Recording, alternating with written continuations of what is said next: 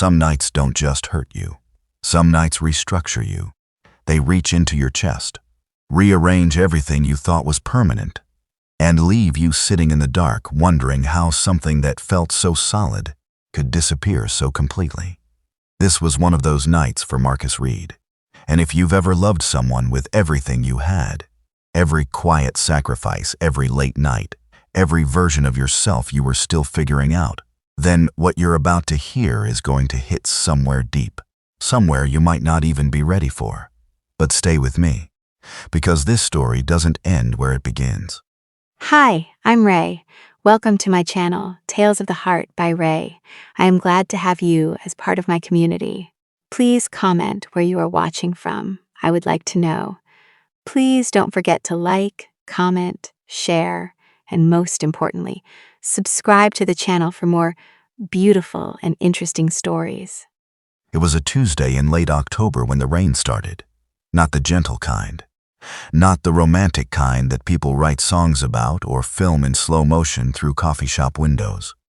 This was the aggressive kind, the kind that feels intentional. The kind that pounds against your windshield like it has a message to deliver and absolutely no patience for how you're going to receive it.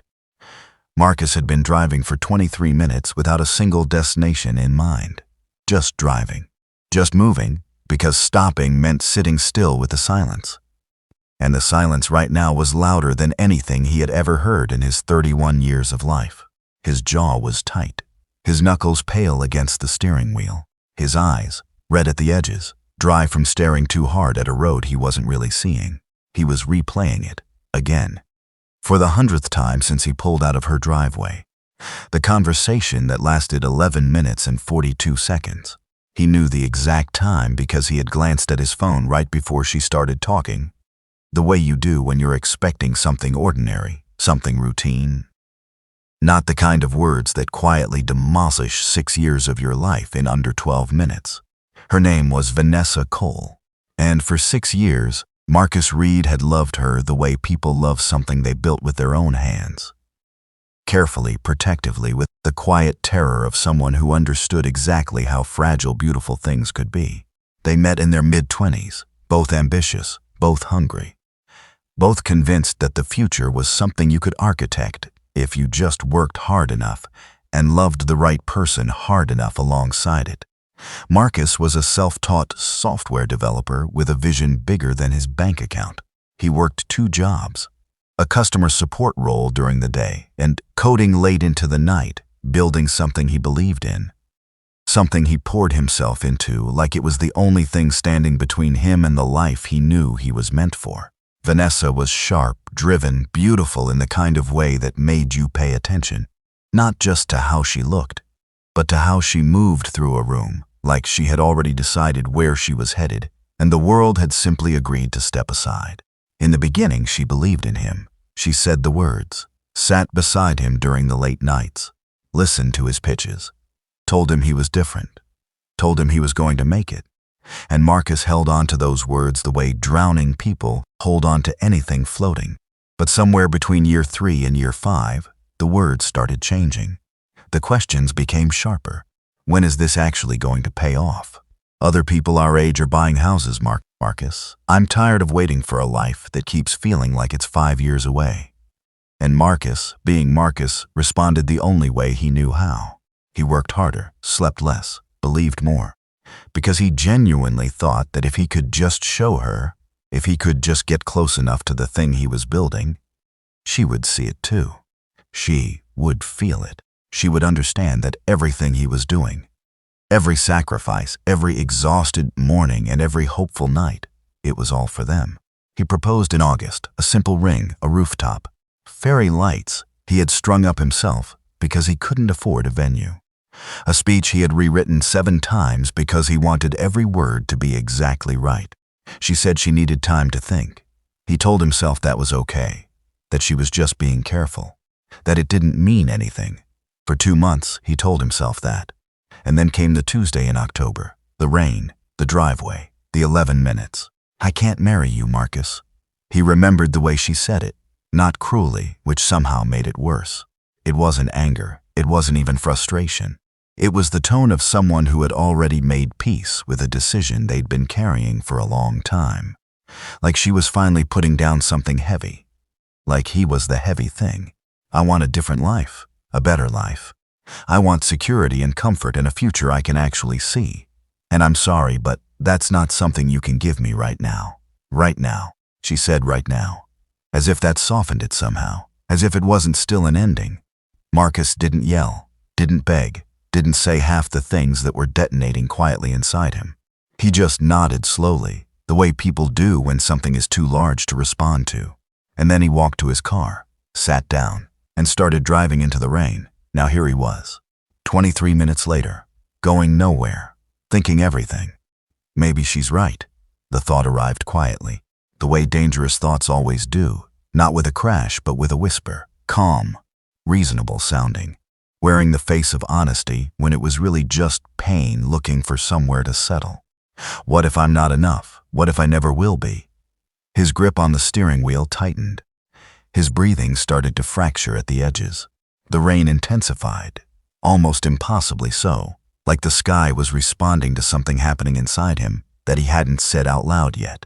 And then a horn, violent, blaring close. Headlights, massive, blinding, flooding his entire windshield from the wrong lane. Marcus's body reacted before his mind could catch up. He wrenched the wheel hard to the right. The tires screamed against the soaked road. The world spun, once, twice, a terrifying, weightless rotation that lasted no more than 3 seconds. Then, nothing, stillness. The car sat at an angle on the shoulder, its nose inches from the guardrail, engine still running, rain still hammering the roof. Marcus sat frozen, not moving, barely breathing. His hands were shaking, his whole body was shaking. And in the silence that followed, in that raw, cracked open space between almost and didn't, something inside Marcus Reed broke completely open. Not the way things break when they're ruined. The way things break when they're finally honest. He pressed his back against the seat, let out a breath that felt like it had been trapped inside him for years. I almost died, not as a dramatic thought, just as a fact, a quiet, staggering fact. He sat there for a long moment, rain on the roof, heart in his throat, and then, as if the universe had been waiting for exactly this moment to say something, his phone lit up on the passenger seat. Not Vanessa, an email. He frowned, reaching for it slowly, his hand still trembling. The subject line read, Urgent Acquisition Interest, LifeSync AI. Marcus stared at the screen. LifeSync AI, his app. The one he built on a second-hand laptop with a cracked hinge. The one that took him 3 years of stolen hours and silent mornings. The one Vanessa once called, that thing you do instead of living your life. His throat tightened as his eyes moved through the email. Slowly at first, then faster. A major technology company, not inquiring, not requesting a demo. Acquiring. The word blurred slightly as his eyes filled, not with sadness this time, with something else entirely. Something that felt, terrifyingly, like the beginning. He lowered the phone, looked out at the rain, still falling, still relentless, still personal. And for the first time that night, he didn't feel like a man who had just lost everything. He felt like a man standing at the exact edge of something enormous, and he had absolutely no idea how right he was. There is a particular kind of silence that exists only in the hours just before dawn. Not peaceful, not restful, suspended. Like the world itself is holding its breath, waiting to see what kind of person you decide to be before the sun comes up and makes everything official. Marcus Reed sat in that silence for a long time. He had made it home sometime after midnight, though he couldn't tell you exactly when. The drive back was a blur. Not dangerous this time, just distant. His body on autopilot, while his mind moved through something too large and too formless to name yet. He sat on the edge of his bed without turning on a single light. Still in his jacket, still in his shoes, just sitting. The email was still open on his phone, the screen occasionally dimming before he tapped it back to life. Not because he needed to read it again, but because he needed to make sure it was still there, that it was real, that it wasn't something his cracked and exhausted mind had manufactured in the aftermath of the worst night of his life. But it was real, every word of it. The email was from a man named David Ossie, Senior Director of Strategic Acquisitions at a company called Novatech Systems. A name Marcus knew well. Everyone in the tech world knew Novatech. They were the kind of company that appeared in magazine covers and keynote presentations. The kind of company that ambitious developers referenced when they talked about making it. Really making it. And David Ossie wanted to talk about LifeSync AI, his LifeSync AI. The email was professional, measured, careful in the way that important communications always are, giving enough information to create genuine interest without revealing the full hand. But even through the corporate language, even between the structured lines and formal salutations, Marcus could feel the weight of what was being offered. They had been watching LifeSync for several months, the email explained. Its engagement metrics were extraordinary for an independently developed application. Its algorithm, the core intelligence that Marcus had spent 3 years refining alone, mostly between midnight and 4 in the morning, had demonstrated a capability that Novatech's own internal teams had been struggling to replicate at scale. The app wasn't just functional. According to their analysis, it was genuinely ahead of where the market was heading, and they wanted in, not as partners in the traditional sense, as owners, with Marcus leading the product development as part of the deal. Marcus read it 4 times. Then he set the phone face down on the mattress beside him and sat in the darker for another 20 minutes without moving. He didn't sleep that night, not because he was too excited, though something electric was certainly moving through him in a way that made stillness feel almost impossible, but because his mind kept doing something he didn't entirely expect. It kept going back to her, not with anger, not yet. Not even with the clean, sharp grief he had felt in the car before the truck nearly ended everything. It was something more complicated than any of those things. Something layered and confused and deeply, uncomfortably human. He thought about the night 3 years ago when he first showed Vanessa the early prototype of LifeSync. He remembered her sitting across from him at their small kitchen table, watching him demonstrate it on his phone with the kind of polite attention you give someone when you're trying to be supportive without actually being convinced. It's interesting, she had said, not amazing, not I believe in this, just interesting. The word people use as a landing pad when they don't want to say what they're actually thinking. He had pushed past that moment, told himself she just didn't fully understand the technology yet, that when she saw where it was going, when she saw the vision the way he saw it, she would come around. He had kept telling himself that for 3 years.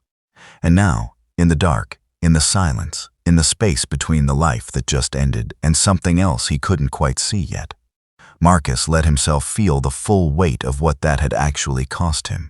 Not just the emotional weight, the quiet weight, the slow erosion of believing in yourself when the person closest to you has stopped believing first. The way you start second-guessing your own instincts. The way you soften your ambitions in small ways you don't even notice. Not because you've given up, but because you're constantly trying to make your dreams less disruptive to someone who no longer wants to share them. He had shrunk himself, not all at once, gradually, politely, the way people do when love starts to feel conditional. And sitting there in the dark, Marcus finally, fully, honestly understood something. The app hadn't failed. He had simply been too close to someone who couldn't see it.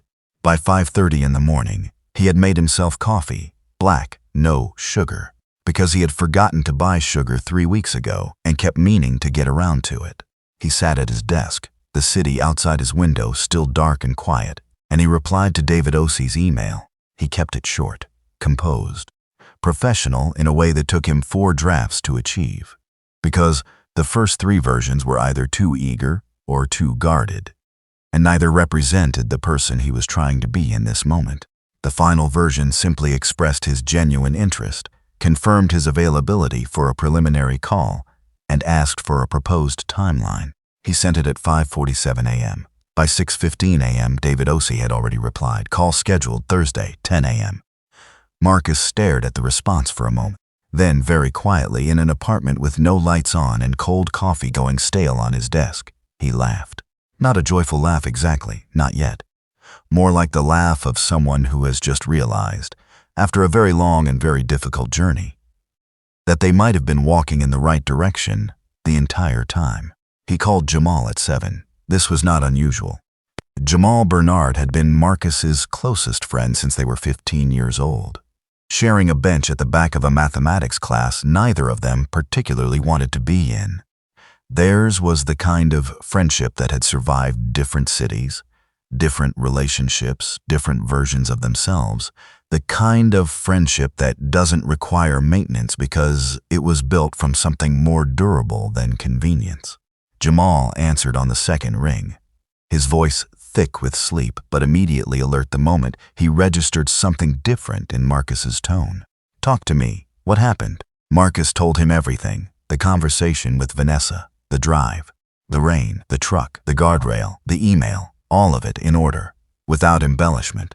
There was a long silence when he finished. Then Jamal said very quietly, "Marcus, you almost died last night." "I know, like the truck." "I know, Jamal." Another silence.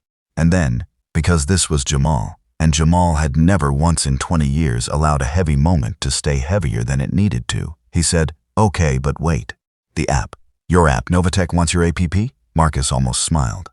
"That's what the email says." The sound that came through the phone next was somewhere between a shout and a laugh. The kind of sound a person makes when their body genuinely cannot contain what it's feeling. "Bro," Jamal's voice cracked. "Do you understand what I'm telling you right now? That broken laptop app? The one you were coding at 2 in the morning when I was telling you to just go to sleep? That one? That one. Marcus."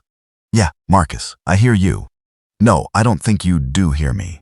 And despite everything, despite the grief still sitting quietly in his chest, despite the exhaustion, despite the residual shock of how close he had come to the guardrail the night before, Marcus laughed, really laughed, fully, genuinely, for the first time in what felt like a very long time.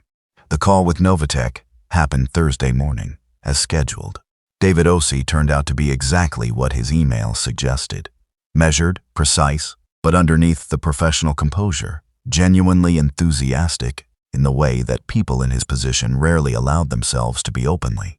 He had 3 other people on the call, a legal representative, a product strategist, and a woman named Claire who headed Novatech's emerging technology division and said very little during the call but asked exactly 2 questions, both of which were so precise, so direct, so surgically targeted at the core of what made LifeSync unique, that Marcus understood immediately she was the most important person in the room. The conversation lasted 90 minutes. Marcus didn't pitch. He had prepared a pitch, had stayed up until 1 a.m. Wednesday refining it. But David Ossie had opened the call by saying they were past the pitch stage. They weren't asking to be convinced. They were asking to understand. So Marcus talked about the app the way he had always wanted to talk about it. Honestly, without packaging it for someone else's comfort, without shrinking the vision to fit someone else's expectations. He talked about what LifeSync actually did, how the AI learned from behavioral patterns not to just respond to users, but to anticipate them, to recognize distress signals before the user themselves had fully registered them. How it didn't just sync your life, it reflected it back to you in ways that helped you understand yourself more clearly. He talked about where he saw it going. Claire asked her first question 20 minutes in. What's the ethical framework for the anticipatory features? How do you protect users from the system knowing them better than they know themselves? Marcus had thought about this more than almost anything else in the app's development. His answer took 11 minutes. When he finished, there was a brief silence. Then Claire said, "Good, just that, one word." But the way she said it made Marcus feel something he hadn't felt in a long time in a professional context: respected. 3 days after the call, Novatech sent over a preliminary term sheet. Marcus sat at his kitchen table, the same small table where he had once shown Vanessa a prototype she called interesting, and read through the document, slowly, carefully, his coffee untouched and going cold beside him. The number was real. The terms were real. All of it was real. And for a long, quiet moment, Marcus didn't feel excited or triumphant or vindicated. He felt something quieter than all of those things. He felt ready. Ready in a way he couldn't have been before the rain, before the guardrail, before the 11 minutes that broke 6 years into something unrecognizable. He understood now, sitting at that table with a life-changing document in front of him, that sometimes the thing you spend years building isn't just a product, it's a proof. A proof that the version of yourself that kept going, when the money ran out, when the support disappeared, when the doubt crept in at 2 in the morning and whispered that maybe you had it all wrong, that version of you was right. That version of you knew. And nothing, not rejection, not heartbreak, not a truck in the rain on a Tuesday in October, had been able to take that away. He picked up his pen and he signed. There is something nobody tells you about success. Not the motivational poster version of success. Not the highlight reel. Not the moment people imagine when they say, "I can't wait until I make it." The champagne, the applause, the satisfaction of being proven right in front of everyone who doubted you. The real thing. The actual experience of your life shifting from one version to another. Of waking up one morning and realizing that the ground beneath you is fundamentally, irreversibly different from what it was before. Nobody tells you how quiet it is. Nobody tells you that the most significant turning points of your life don't arrive with fanfare or ceremony. They arrive on an ordinary Thursday morning, in a small apartment with cold coffee on the table and pen in hand, in a silence so complete you can hear your own heartbeat reminding you that you are still here, still standing, still becoming. Marcus Reed was 31 years old when he signed that term sheet, and everything, absolutely everything, changed after that. The weeks that followed moved with a speed that felt almost cinematic in retrospect, though living through them felt less like a movie and more like trying to read a book while someone kept turning the pages faster than you could process the words. Lawyers, meetings, negotiations. Conference calls with people whose titles were longer than some sentences Marcus had written in school. His world, which had existed for years within the modest radius of his apartment, his laptop, and the coffee shop, 3 blocks away where he did most of his serious thinking, suddenly expanded in every direction simultaneously. Novatech's legal team was thorough in the way that only organizations with significant resources can afford to be. Thorough to the point where Marcus sometimes sat across the table in rooms that smelled like expensive furniture and quiet authority, looking at documents that referenced his creation with the kind of clinical precision that made LifeSync AI feel both more real and somehow less personal than it ever had before.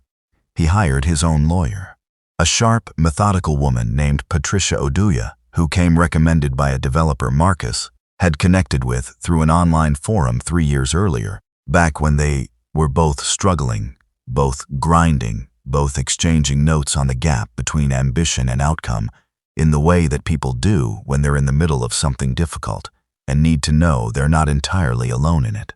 Patricia reviewed every clause, pushed back on several, renegotiated 2 sections that Marcus hadn't even flagged as concerns, but which she said, with the calm certainty of someone who had seen these patterns before, would become problems within 18 months if left unchanged.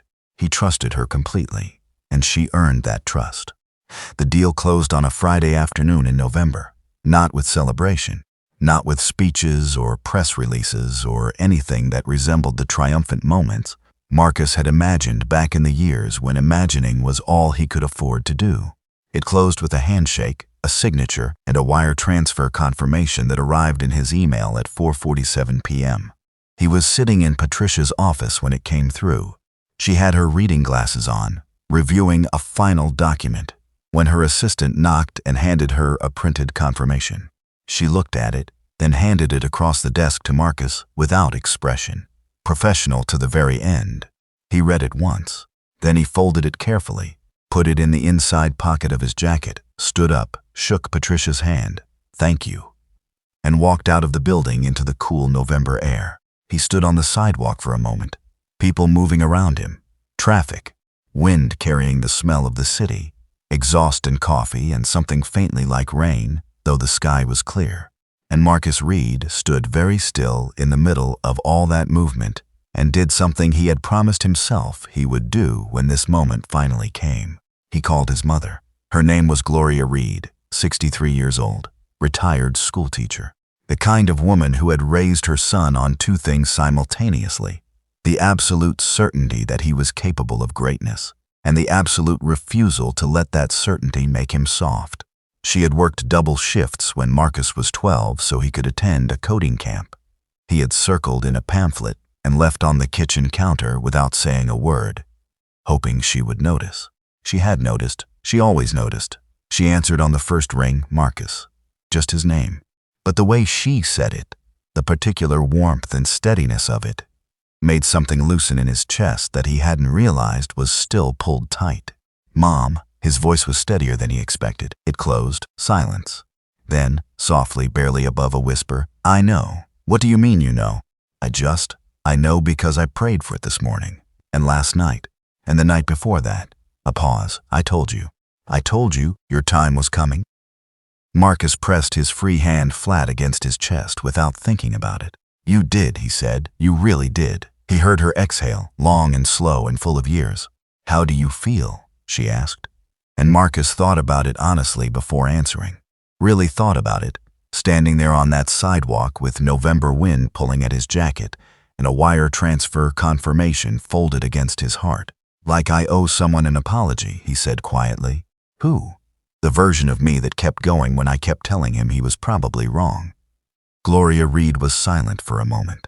Then she said, that version of you never needed your apology. He needed your trust. And eventually, you gave it to him. Marcus closed his eyes briefly. Yeah, he said. I guess I did. His father's response was different, characteristically, beautifully different. Joseph Reed was a man of few words, not because he lacked depth, but because he had always operated on the philosophy that words used carelessly lost their weight, and he refused to let his words be weightless. When Marcus told him, Joseph listened without interrupting, without reacting visibly. When Marcus finished, there was a brief silence, and then his father said 3 sentences. You did the work. You stayed honest. Don't let this make you a stranger to struggle, because struggle is what made you someone worth becoming. That was it. No celebration, no exclamation. Just 3 sentences that Marcus knew, even as he heard them, he would carry for the rest of his life. Jamal's reaction, by contrast, was neither quiet nor restrained. He showed up at Marcus's apartment that same evening with food, something expensive to drink that Marcus told him was unnecessary, and Jamal told him to stop being humble for 5 minutes. We're celebrating. And an energy so loud and so genuinely joyful that it filled every corner of the small apartment and pushed out some of the silence that had been living there since October. They sat on the floor, not the couch, the floor, the way they used to in their 20s when furniture felt optional and company felt like enough. And Jamal made Marcus walk him through the entire story from beginning to end.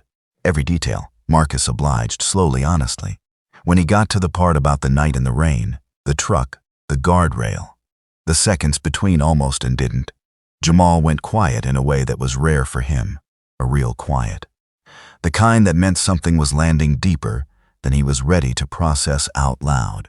You didn't tell me how close it was, Jamal said. I told you there was a truck. You said there was a truck. You didn't say it was that close. Marcus shrugged, not dismissively, just in the way of someone who had already made a certain peace with something. I'm here, he said simply. Jamal looked at him for a long moment. Yeah, he said finally. You are. They sat with that for a moment. Then Jamal picked up his glass, held it toward Marcus, and said, with a sincerity that sat underneath the humor like a foundation, to the broken laptop, to the 2 a.m. nights, to every person who said interesting when they meant I don't believe in you, and to my brother, who built something real when everything around him was telling him it wasn't worth it. Marcus picked up his glass. To all of that, he said. They drank. The new apartment came 6 weeks later. Marcus didn't go extravagant. That wasn't who he was, and he had made a quiet promise to himself and to his father's 3 sentences.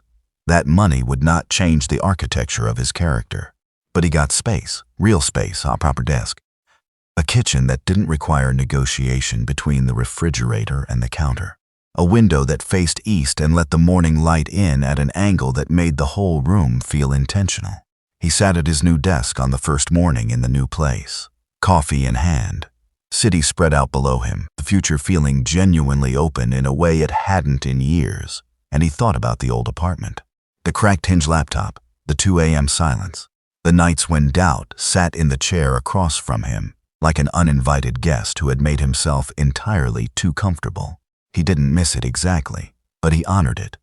Because that apartment, that struggle, that specific texture of uncertainty and persistence, had built something in him that no deal, no wire transfer, no new address could replicate or replace. It had built him. But here is the thing about rebuilding a life. Here is the part that the motivational posters always leave out, that the success stories skip past in favor of the cleaner narrative arc. You can change your circumstances completely. The money, the apartment, the meetings with important people in rooms that smell like expensive furniture, and still wake up some mornings with a particular kind of quiet inside you that has nothing to do with any of those things. A quiet that has a shape. A quiet that, if you're honest with yourself in the early hours before the day gets loud, resembles something very specifically like absence. Marcus knew what that absence was. He wasn't confused about it. He didn't try to rename it or rationalize it or bury it under the legitimate gratitude he felt for everything that was happening in his professional life. He simply acknowledged it the way honest people acknowledge difficult truths. Directly, without drama, without the performance of being more okay than you actually are. He missed being known. Not the professional version of known, the version that comes with success, where people learn your name because of what you've built and treat you with a warmth that is real, but also slightly transactional. He missed the other kind, the kind where someone knows how you take your coffee without asking, the kind where silence in a room doesn't feel empty because the right person is sharing it with you, the kind where you can say, "Today was hard," without having to explain why, because the person you're saying it to already understands the full landscape of what hard means for you specifically. That kind. He missed that kind. And no amount of success, genuine, hard-earned, fully deserved, had any power whatsoever over that particular emptiness. Not yet. What Marcus didn't know, couldn't know, sitting at his new desk in his new apartment with the morning light coming in from the east, was that the emptiness had an expiration date. That somewhere across the city, in a co-working space filled with developers and dreamers and people building things for reasons that had nothing to do with profit, a woman was preparing for a presentation, rehearsing quietly, not nervously, just carefully. The way people prepare when they're about to say something that genuinely matters to them, and they want every word to carry its full weight. She had no idea that Marcus Reed existed. He had no idea that she did. And yet, in the particular, unscripted, gloriously unplanned way that real life operates when it has decided it's time to introduce you to something important. They were already on a collision course, not with each other's destruction, with each other's completion, and it was coming faster than either of them could have anticipated. There are moments in life that don't announce themselves. They don't come with warnings. They don't tap you on the shoulder and say, "Pay attention. Something important is about to happen." They don't give you time to prepare, to compose yourself, to arrange your face into the expression of someone who has their life together and isn't still quietly carrying the weight of an October night in the rain. They just happen, ordinary on the outside, seismic on the inside. And you only understand what they were, what they meant, what they started. Much later, when you're looking back from a place you couldn't have imagined standing, trying to trace the thread back to the moment, everything began to shift in a direction you never planned for. For Marcus Reed, that moment happened on a Thursday afternoon in February in a conference hall that smelled like recycled air and ambition at a tech innovation event called Build Forward, an annual gathering of developers, investors, and entrepreneurs that Marcus had attended twice before, as someone sitting in the back hoping to learn something, and was now attending as a sponsored participant with his name in the program, and a lanyard that felt slightly surreal every time he looked down at it. He almost didn't go. The morning of the event, Marcus had woken up with the particular heaviness that visited him occasionally without invitation. Not depression exactly, not the sharp grief of the early post-Vanessa weeks, but something duller and more persistent. A low-grade emotional weather system that settled over him sometimes when the professional momentum slowed enough for the personal silence to become audible again. He had sat on the edge of his bed for a while, coffee in hand, looking at the build-forward schedule on his phone with the mild detachment of someone trying to decide whether obligation or inertia was going to win the morning. Jamal had texted him the night before. "Are you going tomorrow?" Probably. Probably means no. Go. Get out of that apartment. Talk to humans. Remember what those are. Marcus had smiled despite himself. He went. The event was held at the Meridian Center downtown. A modern space, all glass and clean lines, and the kind of architectural confidence that says we take ideas seriously here. Marcus arrived slightly late, which meant the main hall was already filling. The low hum of professional conversation layering over itself into a sound that was simultaneously energizing and exhausting, depending on what you brought through the door with you. He found a seat near the front, not because he needed to be seen, but because sitting at the back had been his position for so long that choosing the front felt like a small, deliberate act of occupying the space he had earned. The morning sessions were good. Solid presentations from developers working on everything from climate modeling software to decentralized financial tools.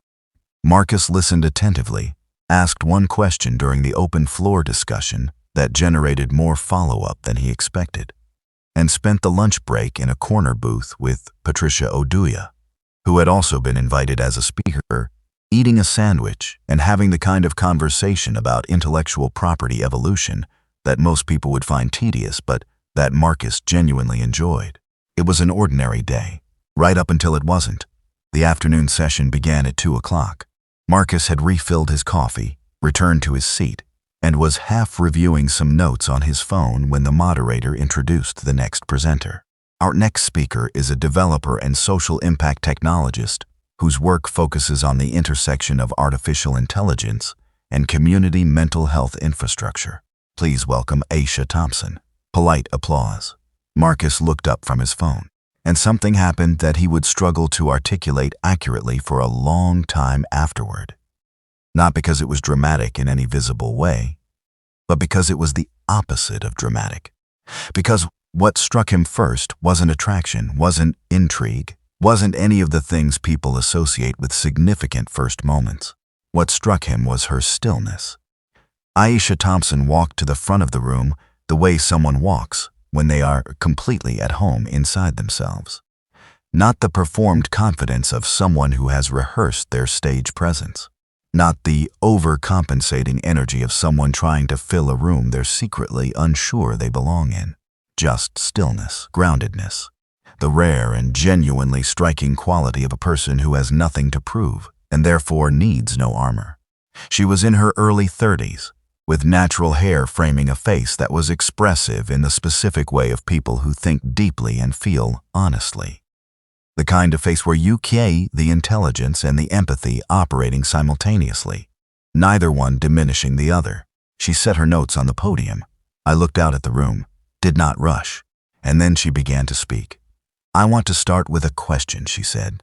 Her voice was clear and unhurried, the kind of voice that made you feel like she was talking specifically to you, regardless of how many people were in the room. How many people in this space have ever been in a moment of genuine crisis, emotional, psychological, personal, and had absolutely no one to call?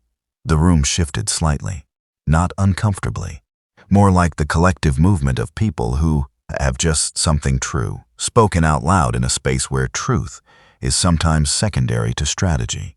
A few hands went up, most didn't. But Marcus noticed the quality of the stillness that replaced the usual ambient fidgeting. The particular quality of people who aren't raising their hands, but also aren't entirely uninvolved in the question. Aisha nodded slowly. "The hands that didn't go up," she said quietly, "don't necessarily mean those people haven't had that moment.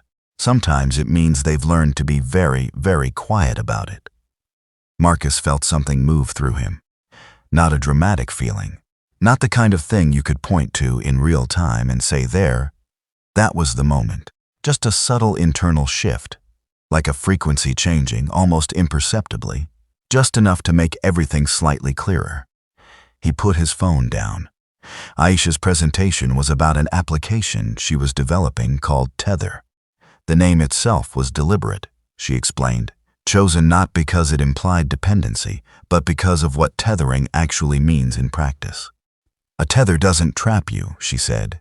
It gives you a fixed point when everything else is moving, something real to hold on to when nothing around you feels stable.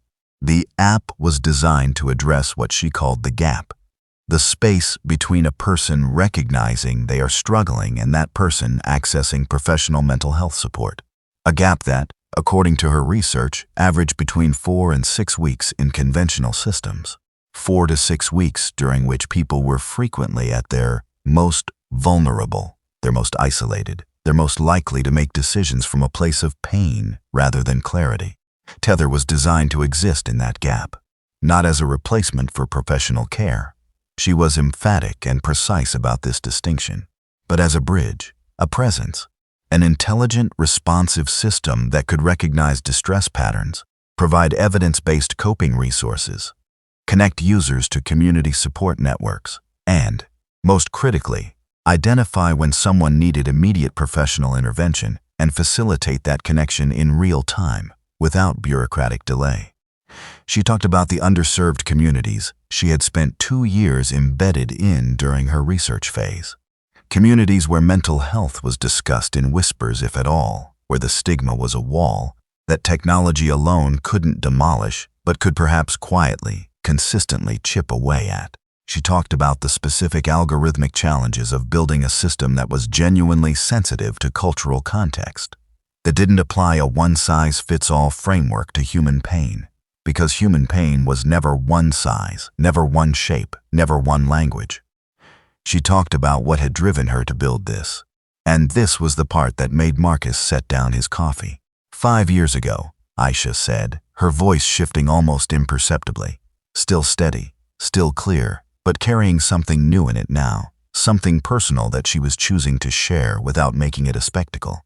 I lost someone I loved to a crisis that didn't have to be fatal, not because the help didn't exist, but because in the hours when it mattered most, in the specific window between breaking point and the moment they might have reached out, there was nothing, no bridge, no tether, just silence. The room was completely still. I'm not building Tether because it's a good market opportunity, she continued. I'm building it because I know what it costs when the gap is too wide. And I believe that technology, used honestly and humanely, can make that gap smaller. Not for everyone, maybe not even for most people, but for some. And some is not nothing. She paused. Some is someone's entire world. Marcus sat with those words for a long moment after she finished. The applause around him was genuine, not the polite, rhythmic kind that fills space out of social obligation, but the kind with actual energy behind it, the kind that means a room of critical, experienced people has just heard something that got through their professional defenses and landed somewhere real. But Marcus wasn't thinking about the applause. He was thinking about a truck, about a guardrail, about 23 minutes of driving in the rain with his mind in a place that he had never fully described to anyone, not even Jamal, because some things are too private, too frightening in retrospect, to translate entirely into words. He was thinking about what it had felt like in those moments. The silence, the absence of anything to hold on to, the way pain, when it reaches a certain volume, stops feeling like an emotion and starts feeling like a weather system. Something happening to you, something you're inside of, something you can't think your way out of, because thinking is part of what the weather has already consumed. And he understood, sitting in that conference hall, with the February afternoon light coming through the high windows. He understood what Aisha Thompson was actually building. Not just an app, a hand extended into the dark. He approached her afterward. This required navigating a small cluster of people who had gathered around her with business cards and questions and the particular energy of professionals who have just recognized something valuable and are trying to establish proximity to it before someone else does. Marcus waited. He wasn't in a hurry. And something about rushing toward her felt wrong, felt like it would belong to the same category as the transactional warmth he had learned to identify since his own profile had risen. The kind of approach that was really just acquisition, wearing the costume of connection. He didn't want to be that. So he waited until the cluster thinned. Until it was just her, gathering her notes from the podium, and him, standing at a respectful distance with his hands in his jacket pockets. She looked up and saw him. "Good presentation," he said. She regarded him with the calm, direct gaze of someone who was comfortable with assessment, who didn't look away from being looked at. "Thank you," she said simply, not deflecting, not performing modesty, just receiving it cleanly. "Can I ask you something?" "You can try," she said, the faintest suggestion of a smile at the corner of her mouth. Not flirtatious, just present, alive. "Why this?" he said. "There are 100 directions a developer with your capability could go. Directions with cleaner revenue models, easier investor conversations, faster scaling timelines. Why this specific, difficult, under-resourced problem?" She looked at him for a moment, not like she was deciding whether to answer, but like she was deciding how. Choosing the version of the truth that was most accurate rather than most impressive. "Because," she said finally, "not everyone has someone to talk to when they're breaking." 7 words, quietly delivered, no drama, no performance. Just 7 words that walked directly through every professional defense Marcus had developed over the past several months and sat down somewhere in the center of him like they had always belonged there. He was quiet for a moment. "I understand that more than you know," he said, and something in his voice, some texture that wasn't professional, wasn't strategic, wasn't the composed and successful version of Marcus Reed that had been walking through the world since November, must have been audible. Because Aisha looked at him with a slight shift in her expression. Not pity, not curious exactly. Recognition. The particular recognition of someone who has lived inside a difficult thing and can identify without needing the full story when someone else has too. "I'm Aisha," she said, extending her hand. "Marcus." They shook hands, and the ordinary Thursday afternoon continued around them. People gathering their things, conversations wrapping up, the recycled air conference hall beginning its slow exhale toward evening. But something had changed. Something quiet and foundational and impossible to fully articulate had shifted in the particular way that real things shift. Not with announcement, not with ceremony, not with any of the signals that are supposed to tell you this matters.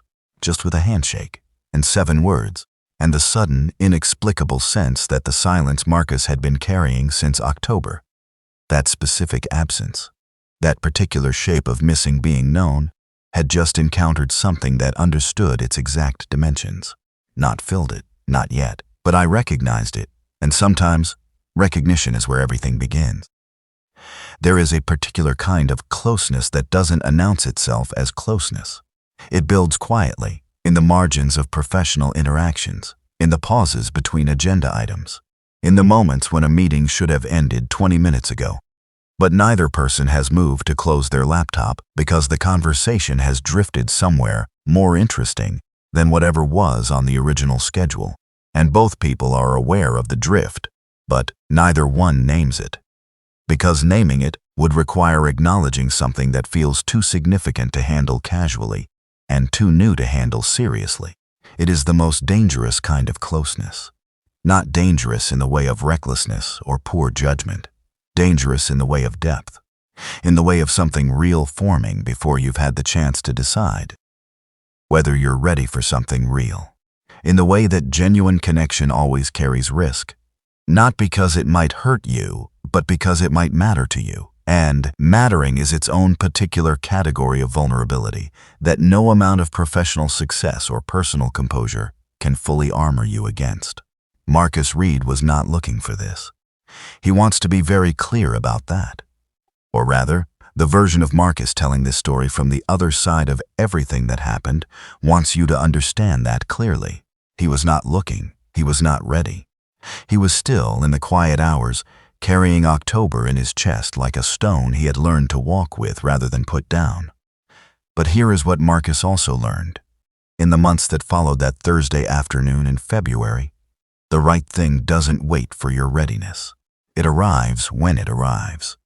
And what you do with it, whether you receive it honestly or let fear and old wounds make the decision for you, That is the part that defines you. It started with an email. 3 days after Build Forward, Marcus sent Aisha a message that he rewrote 4 times before sending.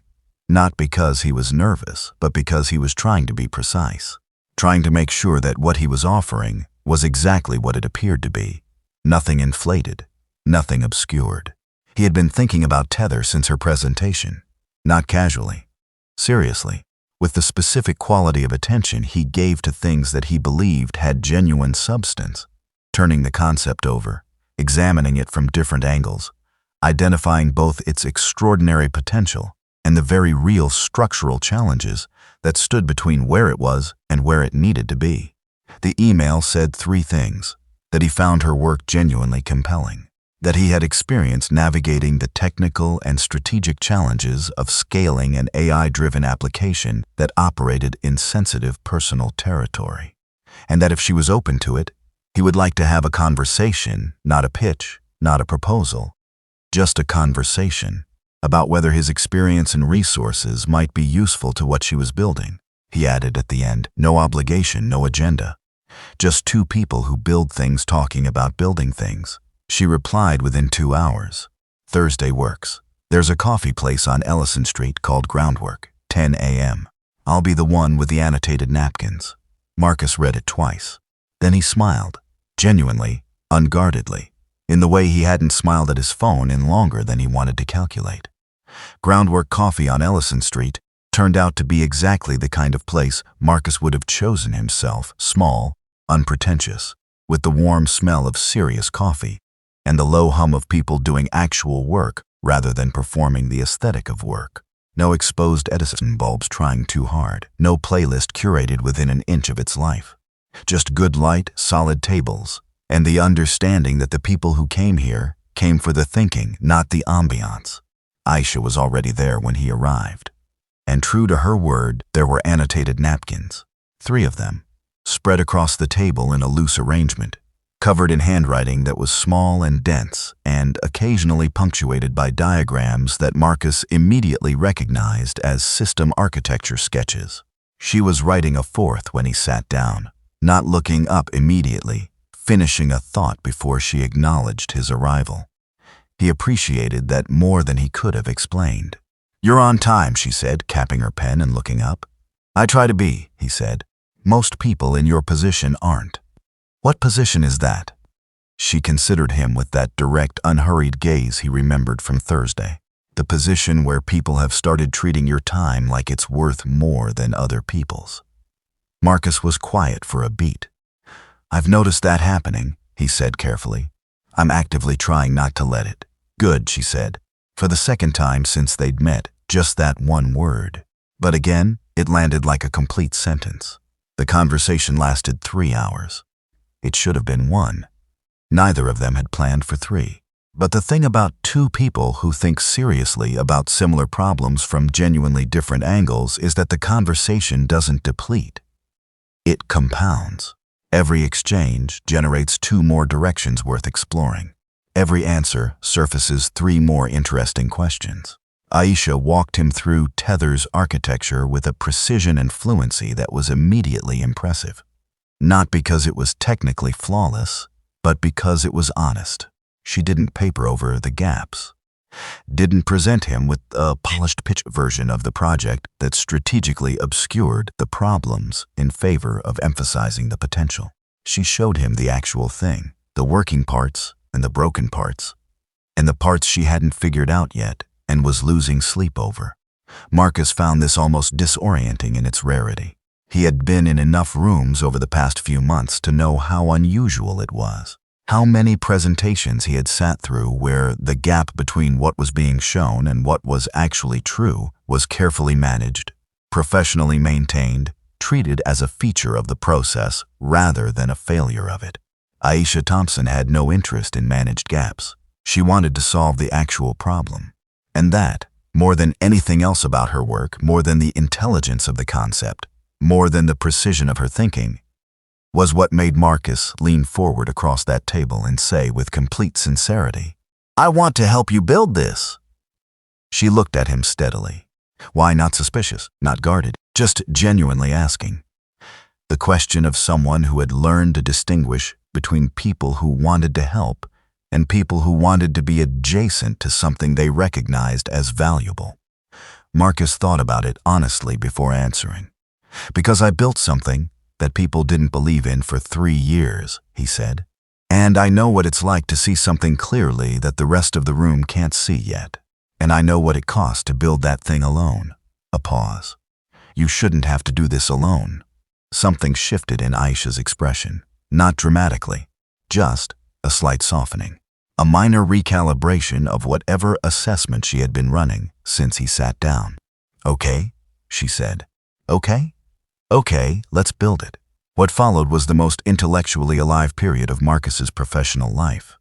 Not the most successful. The Novatech deal had already redefined what success meant in his professional vocabulary. But the most alive, the most engaged, the most present. They worked primarily out of Groundwork at first, that same small coffee shop on Ellison Street. The annotated napkins evolving into shared documents and development environments and architectural diagrams that gradually took over an entire corner of the back wall that the owner, a quiet man named Felix, who had long ago accepted that his establishment was as much workspace as coffee shop, had tacitly designated as theirs. The work pattern they developed was intuitive almost immediately. Aisha thought in systems, in the large structural logic of how things connected, how information flowed, how an intervention at one point in a network created ripples at every other point. She could hold the entire architecture of Tether in her mind simultaneously, which meant she was extraordinary at identifying when a proposed solution to a local problem would create a global one. Marcus thought in behavior, in how real people in real moments of real distress actually interacted with technology, what friction they would tolerate, and what friction would make them disengage, how to make something powerful feel simple, how to make something intelligent feel human. Together, they thought in a way that neither of them did separately. This was the thing Marcus noticed first and kept noticing, the quality of his own thinking when Aisha was in the room. The way his ideas arrived faster, sharper, more complete. The way problems that had seemed intractable in isolation would dissolve within 20 minutes of her asking exactly the right question from exactly the right angle. He had never experienced intellectual partnership like this before. And he understood, in the quiet, honest part of himself, that it was changing something in him that had nothing to do with the work.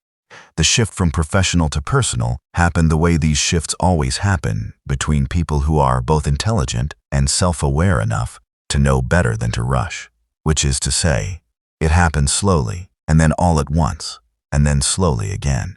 There was an evening in March when they had been working for 5 hours straight, and Aisha had ordered food that arrived cold because neither of them had noticed the time. And Marcus had said something that made her laugh. Really laugh.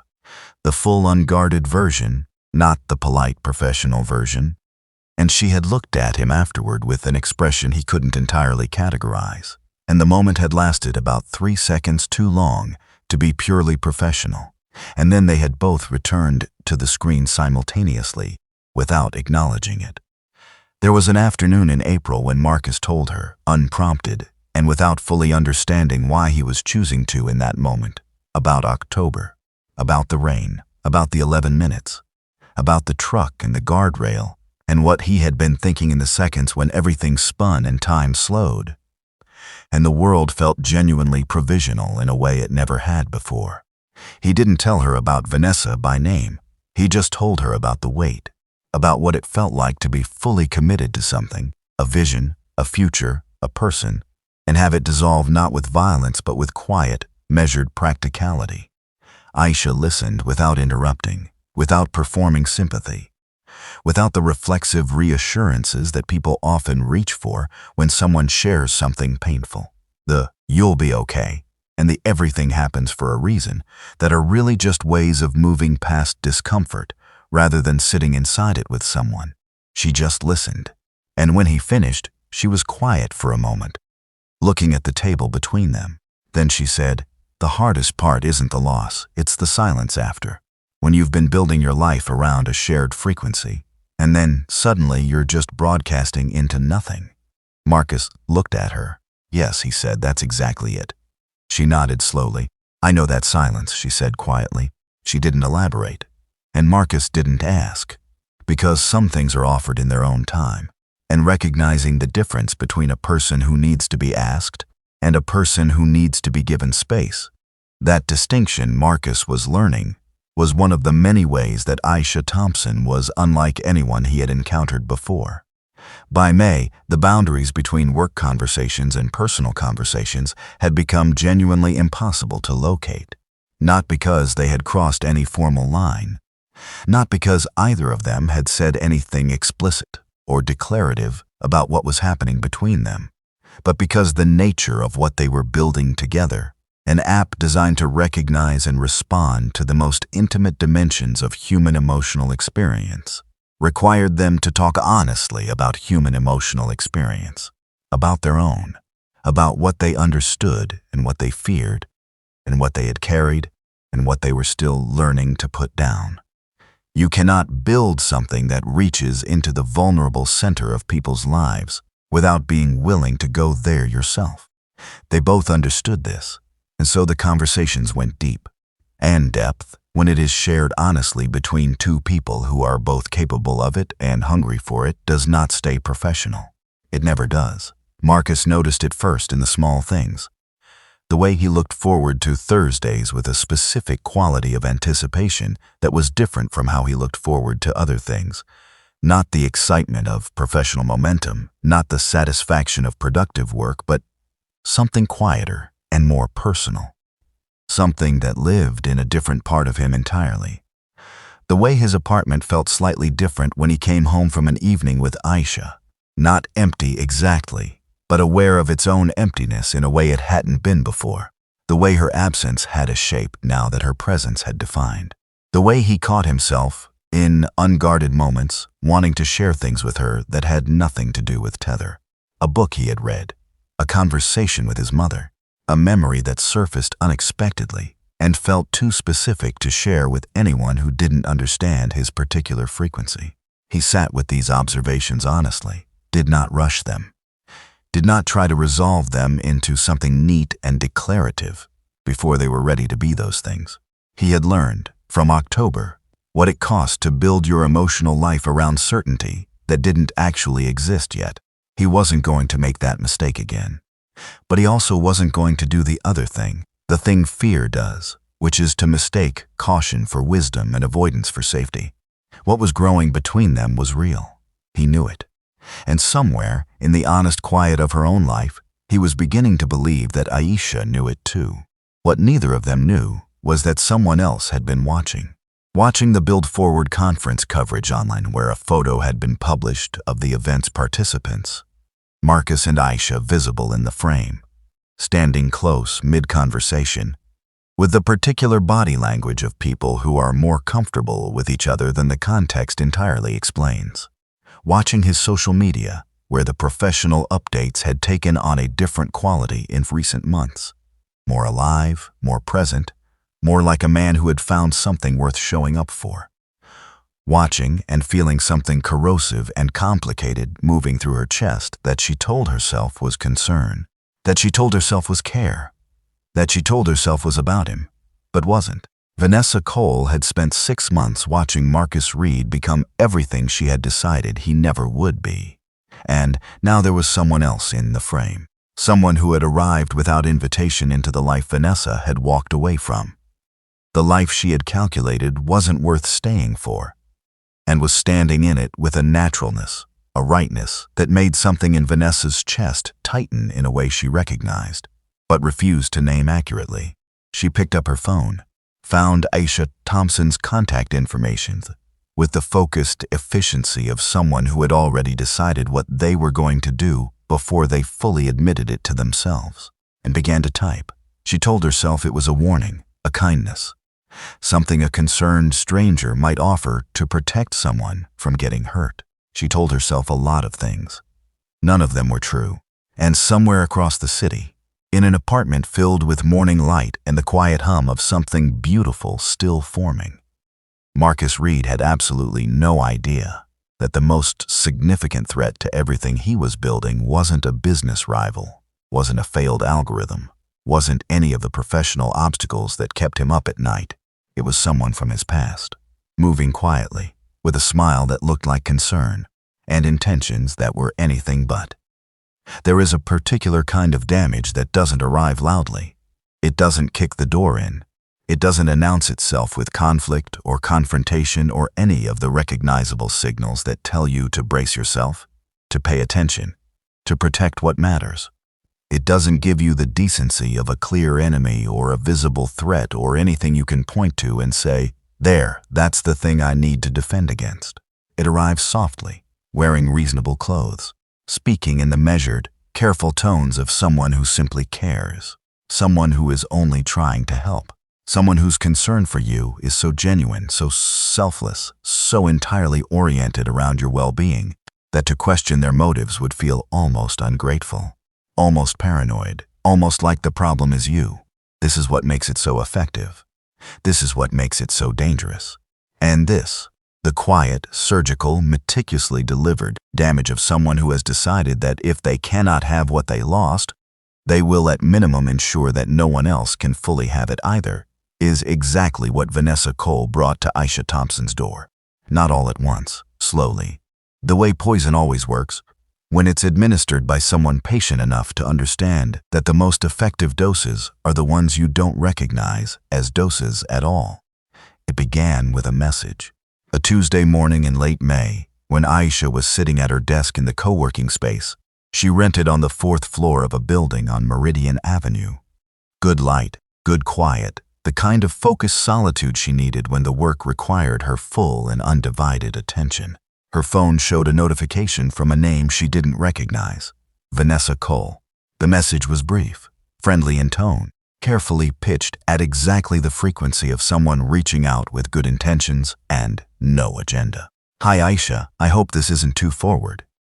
I came across your work on Tether, and I think what you're building is genuinely important. I also noticed you've been working with Marcus Reed. I know Marcus, we go back a ways. I just wanted to reach out and say it's great to see him collaborating with someone doing such meaningful work. Would love to connect sometime if you're open to it." Aisha read it once, sat back in her chair, read it again. There was nothing wrong with the message. Technically, grammatically, tonally. It was perfectly constructed. Warm without being excessive, specific without being intrusive. Complimentary in a way that felt genuine rather than strategic. And yet, Aisha Thompson had spent years studying the gap between what people said and what people meant. It was, in many ways, the foundational skill that had made her a good developer of mental health technology. The ability to read the space between words, to notice what was present and what was absent, to hear the frequency underneath the frequency. Something in the message sat slightly wrong. She couldn't have told you exactly what, not yet. Not with enough specificity to justify anything other than a mild, private noting of it. She replied politely, briefly. Acknowledged the message, thanked her for the kind words about Tether. Said she was always happy to connect with people interested in the work. Professional, warm, non-committal. She set the phone face down and returned to her code. But the name stayed with her in the background of the morning. Vanessa Cole. The second message came 4 days later. This one was longer. Vanessa had apparently done more research in the intervening days. She referenced a specific technical approach in Tether's publicly available documentation, with enough accuracy to demonstrate genuine engagement with the material. She asked a thoughtful question about the cultural competency framework Aisha had described in her Build Forward presentation. And then, at the end, almost as an afterthought, almost parenthetical, almost too casual to register as intentional, "Marcus is a great collaborator. He's always been so driven. I just hope he's in a good headspace these days. He can get really intense when he's in building mode, to the point where everything else becomes secondary. Just something to be aware of as you work together. Anyway, really fascinating stuff you're doing." Aisha read it twice. The question about the cultural competency framework was genuine. The compliment about the work was genuine. But that middle paragraph, that almost casual, lightly delivered, carefully parenthetical middle paragraph. He can get really intense, to the point where everything else becomes secondary. It was not a warning. It was constructed to be deniable as a warning. If Aisha ever brought it up, it could be explained away as friendly context, well-meaning background, the kind of thing a person who cared about both parties might naturally share. But it was a seed, small, precisely planted, in the specific soil of a relationship that was still new enough, still undefined enough, to be vulnerable to seeds. Aisha didn't mention the messages to Marcus, not immediately, not because she was hiding them, but because she hadn't yet fully processed what they were, what they meant, whether they meant anything at all beyond what they appeared to be on the surface. She was a careful thinker. She didn't act on partial information. She watched. And Vanessa, apparently sensing that the first two messages had not yet produced visible results, shifted her approach. The third message came through a different channel. A comment on a professional post Aisha had shared about Tether's development progress, public, visible. Nothing that could be read as anything other than supportive. This is incredible work.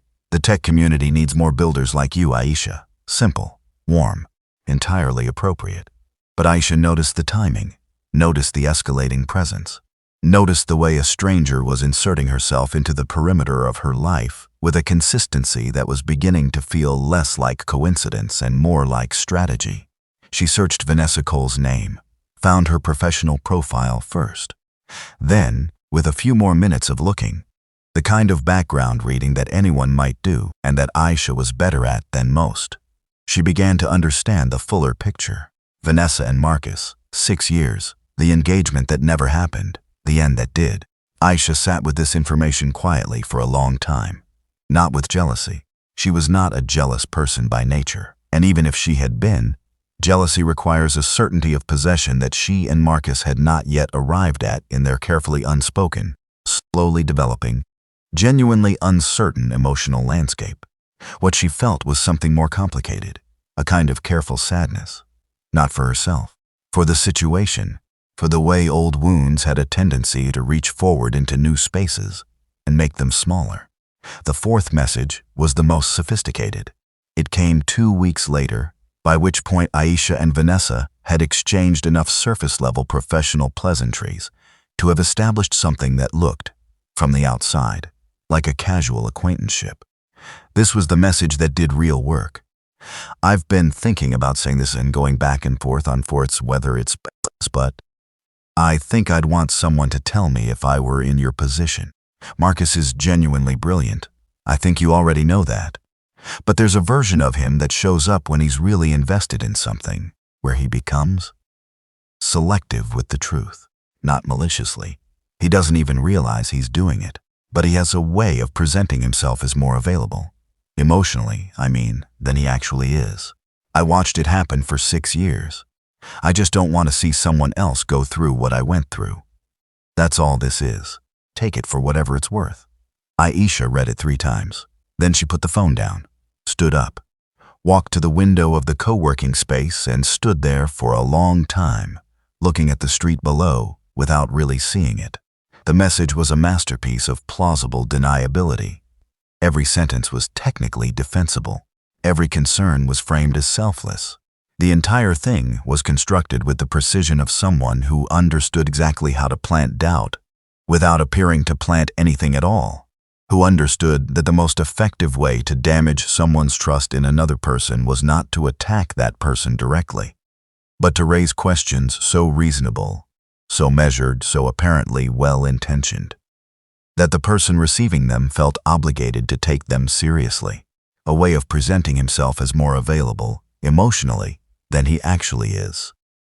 Aisha thought about the conversations she and Marcus had shared over the past months, the depth of them, the honesty she had felt in them, the specific texture of his willingness to be vulnerable, not performed vulnerability, not the strategic openness of someone managing an impression, but the real and slightly uncertain thing, the kind that costs something. She thought about all of that. And then she thought about the fact that she had known him for 4 months, and Vanessa had known him for 6 years, and the terrible, insidious efficiency of a well-planted seed is that it doesn't need to be true to grow. It just needs soil. And doubt, quiet, reasonable, apparently well-intentioned doubt, is the most fertile soil there is. Marcus noticed the shift before he understood it. This was the way with Marcus.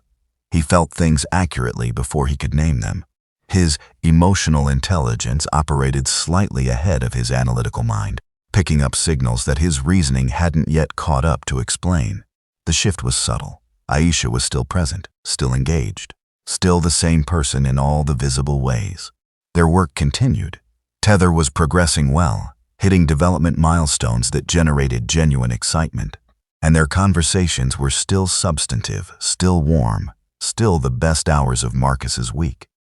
But something was different, a slight hesitation in moments that had previously been unhesitating. A fractional delay in responses that had previously been immediate. The occasional quality of someone who is thinking before they speak. Not in the way of careful, considerate communication, but in the way of someone who has recently begun to monitor what they say, to measure it, to run it through some new internal filter that hadn't been there before. He noticed it on a Wednesday evening in June. They had been working late. A productive session that had resolved a significant structural issue in Tether's intervention algorithm, and they were packing up in the warm, easy way they had developed for ending evenings together. Easy conversation, no rush, the comfortable rhythm of two people who had become genuinely natural in each other's company. And then Marcus said something, a small thing, a casual reference to a plan he had mentioned the previous week.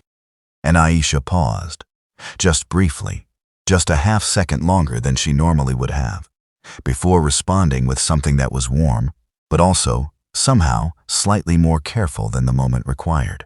Marcus looked at her. She was looking at her bag, putting her laptop away, her expression neutral. "You okay?" he asked. "Fine," she said, looked up, smiled, "just tired." Marcus nodded, said nothing more.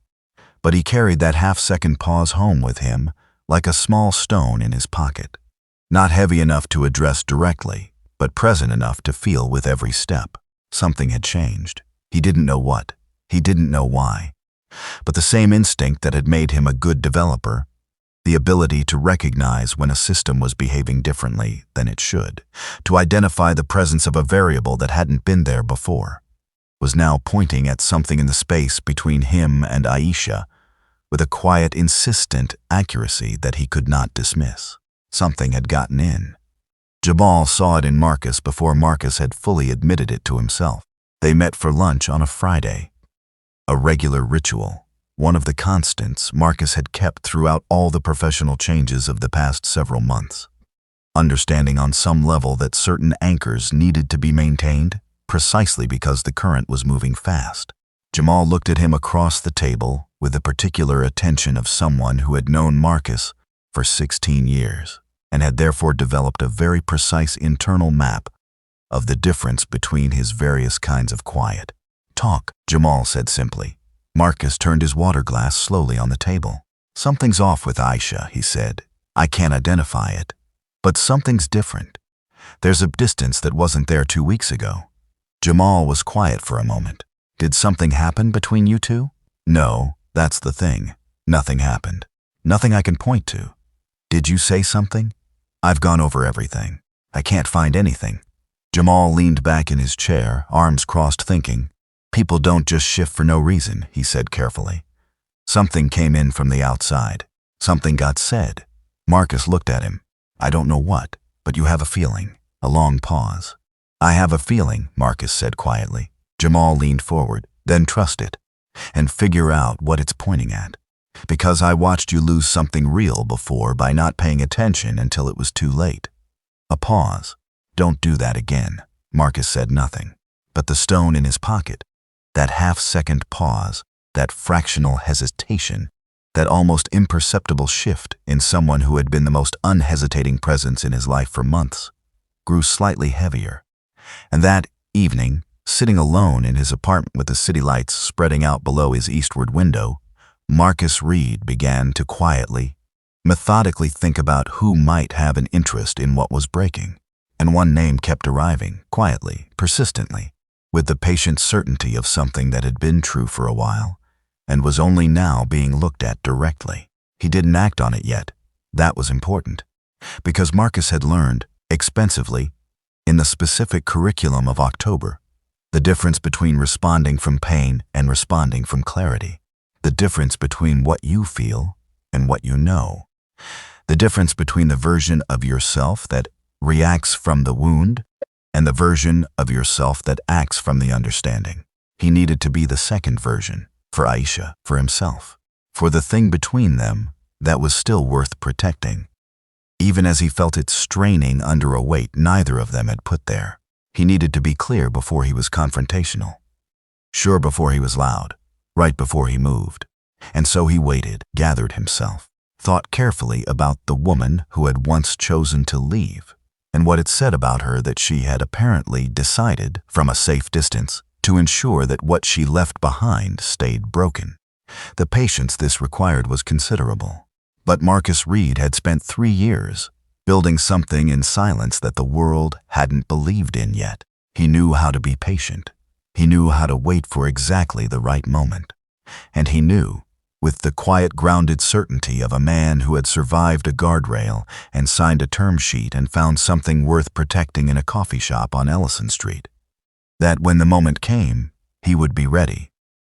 There are conversations that change everything, not because they introduce new information exactly, not because they reveal facts that were previously hidden behind walls of secrecy or deliberate deception, but because they force into the open what everyone involved already knows on some level, what has been circling the room quietly for weeks, bumping softly against the walls, present in every hesitation and every careful word and every moment that lasted a half-second too long to be entirely about what it appeared to be about.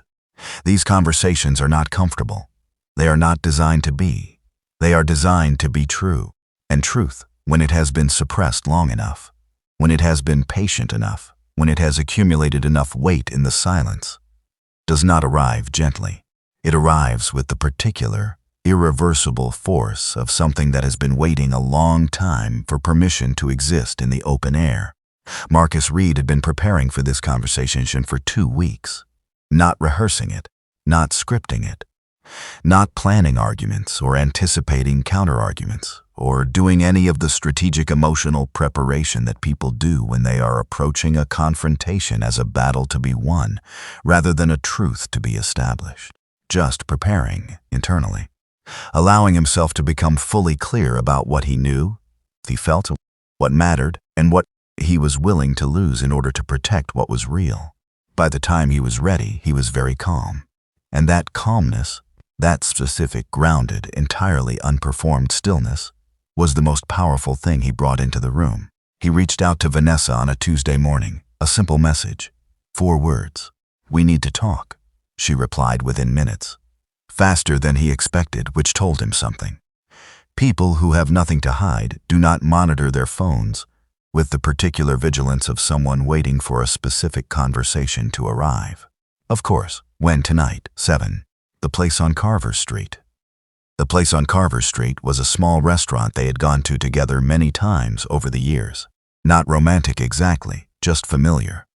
Neutral in the way that shared history creates neutral ground. Space that belongs equally to both parties because it was built from both of their pasts. Marcus chose it deliberately, not as a sentimental gesture, as a statement. A way of saying, I am not afraid of our history. I know exactly what it is. And it no longer has power over this conversation. I'll be there, she replied. He arrived first, sat at a corner table, facing the door, ordered water, and waited with the stillness of someone who had already done the hardest internal work and was now simply waiting for the external part to begin. Vanessa arrived at 7:02. She looked. Marcus noticed this with the objective clarity of someone observing rather than feeling.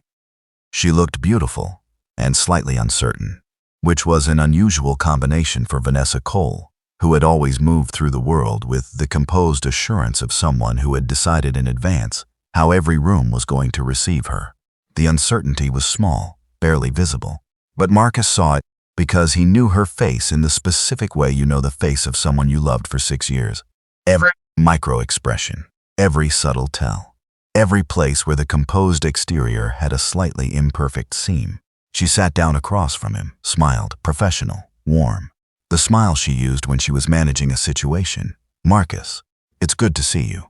"Is it?" he said, not aggressively, just directly. Just with the clean, flat energy of someone who had decided that this conversation was not going to begin with pleasantries, because pleasantries were a way of delaying truth, and he had already waited long enough. The smile shifted slightly. "What's going on?" she said. "I think you know," he said, "but I'm going to say it out loud anyway, because I think we've both spent enough time in this relationship, whatever form it's taken, not saying things out loud." She was quiet, waiting. Her hands folded on the table in a way that looked relaxed and wasn't. "You've been talking to Aisha," Marcus said, not a question. Vanessa's expression didn't collapse. It was too controlled for that, but something in it shifted. A minor recalibration, a slight tightening around the eyes that lasted less than a second before the composed surface reassembled itself. "We've connected a little, yes," she said carefully. "She's impressive. Her work is..." Vanessa, his voice was quiet, even, entirely without anger. And somehow that was more arresting than anger would have been. She stopped. "What exactly did you tell her?" he asked. A pause. "I just shared some context," she said. "Things a friend might share. I wasn't trying to." "What did you tell her?" he asked again. Same tone, same quiet, same complete absence of theatrics. Another pause, longer this time. And then, and this was the moment Marcus had not entirely predicted, the moment that surprised him with its honesty. Vanessa dropped something. Not everything, but something. Some layer of the managed, plausible, carefully constructed exterior that she had been wearing into this conversation. "I told her to be careful," she said. Her voice was quieter now. Something in it that was less performance and more. Something else. Something that lived underneath the strategy. "I told her you have a way of seeming more emotionally available than you actually are." Marcus looked at her steadily. "And you believe that?" "I experienced it. You experienced me being deeply committed to something I was building, during a time when you had already emotionally left the relationship, but hadn't told me yet." A pause. "That's not the same thing." Vanessa's jaw tightened slightly. "It's not that simple." "No," Marcus agreed. "It's not. Nothing about 6 years is simple. But what you did, what you've been doing, isn't about complexity, Vanessa. It isn't about protecting Aisha. It isn't about honesty or friendship or any of the things you dressed it up as." He leaned forward slightly. Not aggressively, just present. Close enough that the conversation couldn't be managed from a distance anymore. "What are you doing this for?" he asked. "Honestly, not the version you've been telling yourself. The honest version." Silence. The restaurant moved around them. Soft background noise, other conversations, the ordinary sound of the world continuing. While at their corner table, something very specific and very old and very unfinished sat between two people who had once loved each other and were now, finally, in the presence of what that love had actually been. "You were supposed to be mine," Vanessa said. The words came out quietly, not with the possessive sharpness they might have carried in a different version of this conversation. Just raw. Just honest in the particular way that things are honest when someone has stopped managing them.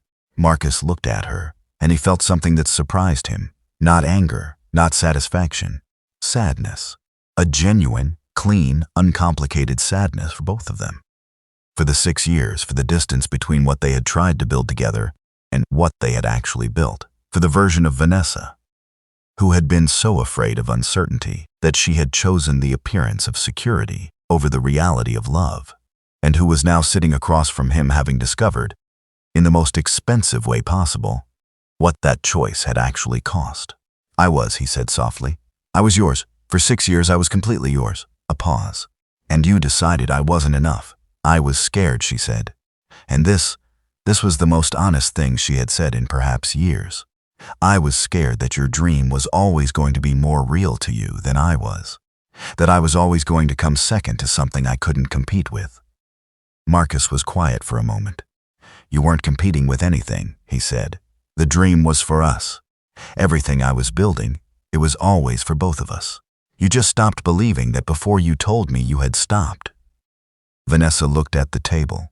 I know, she said, 2 words, quiet, full of everything that 2 words can contain when they arrive after years of not being said. Marcus leaned back. He exhaled slowly. I don't have anger for you, Vanessa, he said. I want you to know that. What we had was real. What cost both of us was real. And I genuinely hope you find what you're looking for. A pause. But what you did to Aisha, the things you planted, the doubt you put in carefully so it wouldn't look like doubt, that ends now. Not because I'm asking you to stop, but because you're going to have to live with what kind of person you chose to be in this moment. And I think, somewhere underneath all of this, you already know that.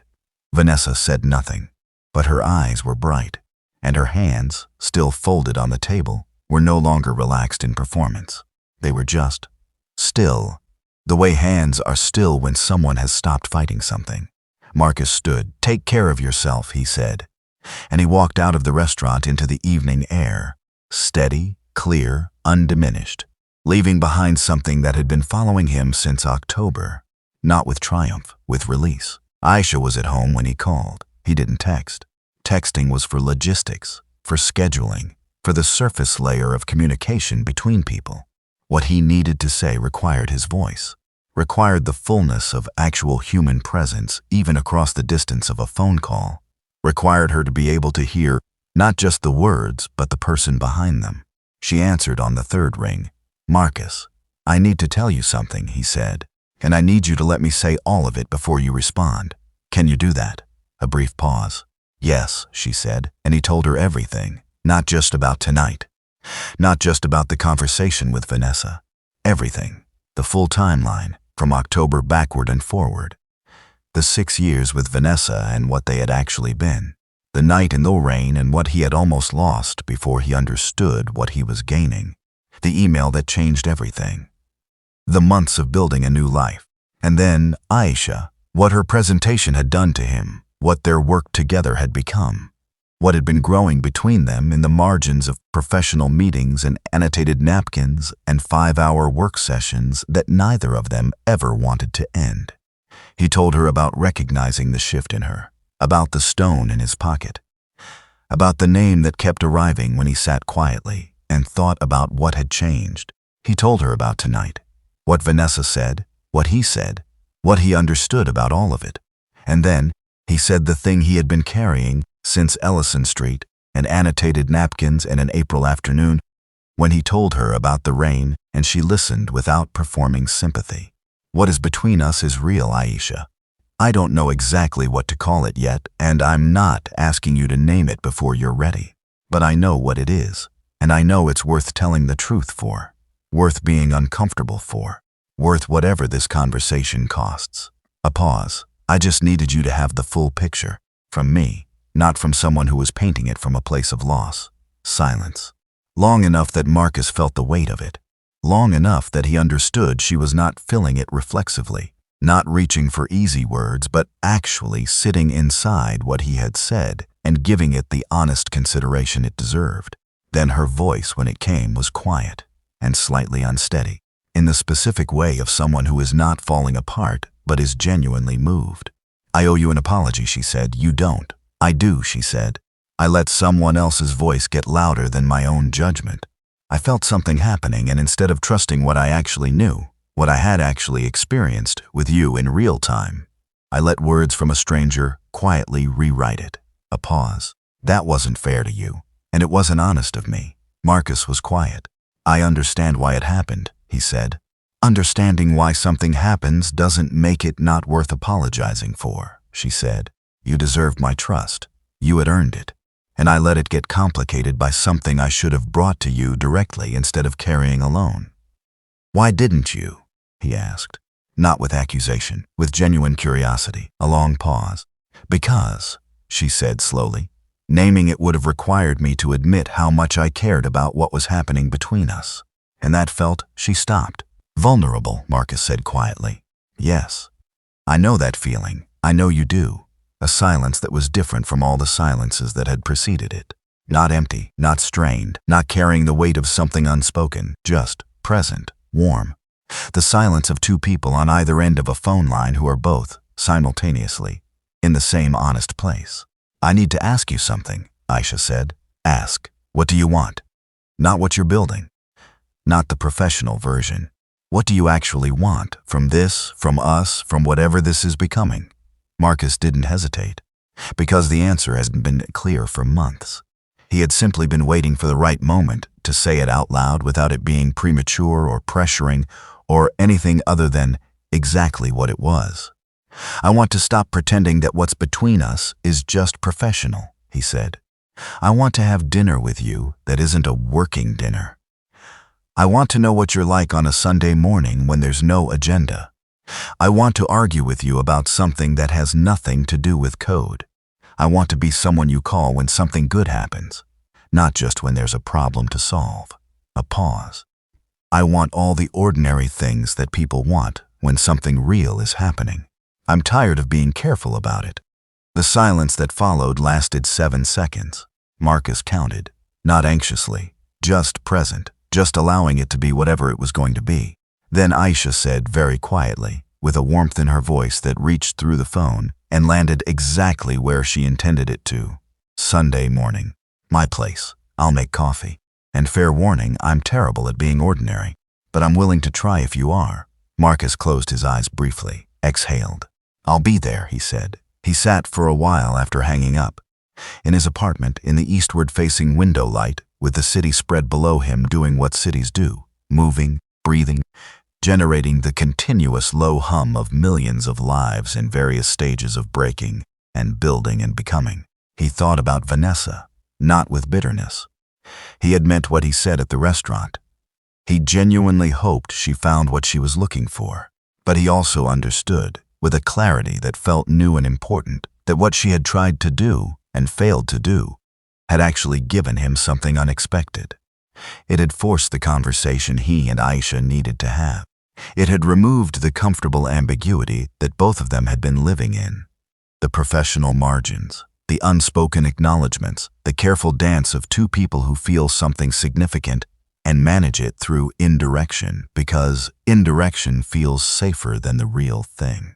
Vanessa's interference had made that indirection impossible, had forced them both into the open, and in the open, with nowhere to hide and nothing to manage, they had found each other more clearly than they might have for months otherwise. There was something almost poetic about that. Almost. Marcus smiled to himself. Then he stood up, went to his desk, opened his laptop, and did what he always did when something important had been resolved. He got back to work. But for the first time in a very long time, the work didn't feel like the only thing. It felt like one part of a life that was finally becoming whole. There are things in this life that cannot be rushed, not because patience is a virtue in the abstract, motivational poster sense, not because waiting is inherently noble, or suffering is inherently instructive, or any of the comfortable philosophies people reach for when they are trying to make meaning out of difficulty, but because some things are genuinely, structurally dependent on time. The way a foundation requires time to set before you build on it. The way trust requires repeated experience before it becomes something you can lean your full weight against. The way two people who have both been through enough to know the difference between what is real and what is convenient. The way those two people need time to stop being careful and start being present. Marcus and Aisha gave themselves that time, not dramatically, not with formal declarations or defined timelines or any of the structured choreography that people sometimes impose on the organic, unpredictable, gloriously inconvenient process of falling genuinely in love with someone. They just allowed it. The Sunday morning coffee happened, and then another one, and then it stopped being a deliberate thing and became simply the rhythm of their weeks. The natural, unremarkable, quietly essential texture of two lives that had decided, without ceremony, to be interwoven. The Sunday morning thing turned out to be one of the most important discoveries of Marcus Reed's adult life. Not because of what they did, not because of any particular conversation or revelation or defining moment that he could point to and say, "There, that's when I knew," but because of what it revealed about the difference between the life he had been living before and the life he was living now. Before, and Marcus thought about this with the honest, unflinching clarity he had developed over the past year of genuine self-examination. Before, the quiet had been something to fill, something to work through, to outrun, to populate with productivity so it couldn't become loud enough to require examination. The late nights coding, the relentless forward motion, the way he had poured himself into LifeSyncs not just because he believed in it, though he did completely, but also because belief in the work was a place he could live that didn't require him to look too directly at the other places, the lonelier places, the places where a person needs more than purpose. With Aisha, the quiet was different. It was full. Full in the way of Sunday mornings when neither person has anywhere to be, and the coffee is good, and the light is coming through the window at the right angle, and the conversation moves wherever it wants to move. From serious to ridiculous to tender to completely mundane, and none of it requires management, because none of it is performance. He had forgotten what that felt like. He had not realized until he felt it again how long he had been without it.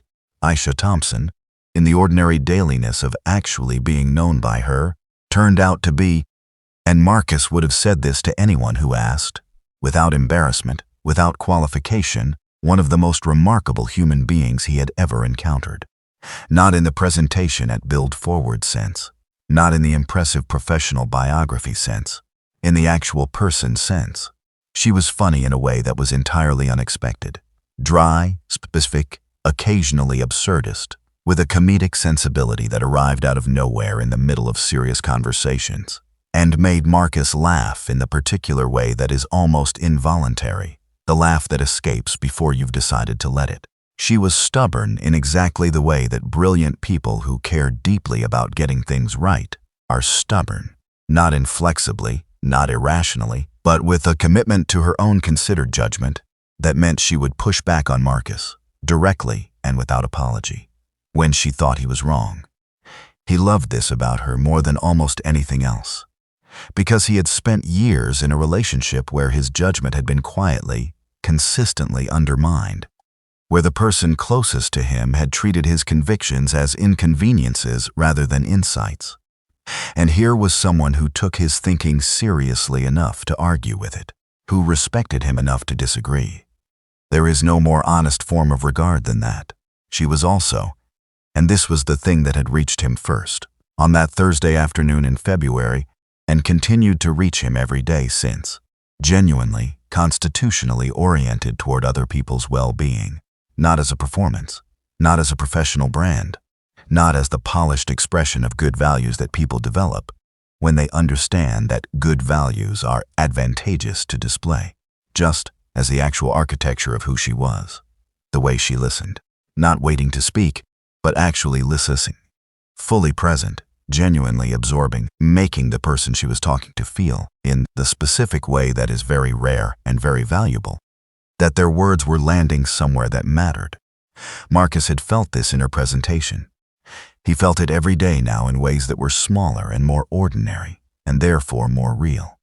She was the kind of person who made the people around her more honest, not through pressure, not through judgment, just through the example of her own consistent, undefended, unhurried honesty. And Marcus, who had spent years gradually, politely, unconsciously making himself smaller in the presence of someone who found his fullness inconvenient, found himself in Aisha's presence becoming larger, more himself, the version of himself he recognized from his best and most honest moments, not the careful, managed version, not the version that monitored itself for compatibility with someone else's comfort, but the real one. The one who had built something on a cracked hinge laptop in the middle of the night because he believed in it. That one. Tether launched in beta in September, quietly by design.